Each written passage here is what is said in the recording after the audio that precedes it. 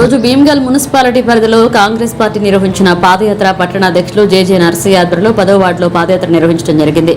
మహిళా అధ్యక్షురాలు కల్పన, పర్ష అనంతరావు, గణేష్, చెప్పుల నాగేంద్ర, బడా భీమ్గల్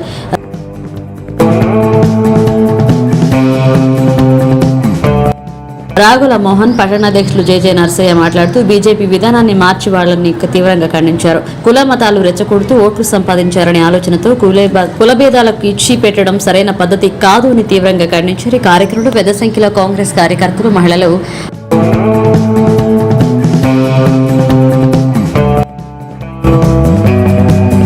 పాదయాత్ర 2వ వార్డు నిర్మించి కార్యకర్తలకు మన ధైర్యం కల్పించేందుకే ఈ పాదయాత్ర చేయడం జరుగుతుందని కాంగ్రెస్ నాయకులు చెప్పారు. పాదయాత్రలోకి వచ్చేసిన ప్రతి కార్యకర్తకు పేరు పేరున ధన్యవాదాలు తెలిపారు.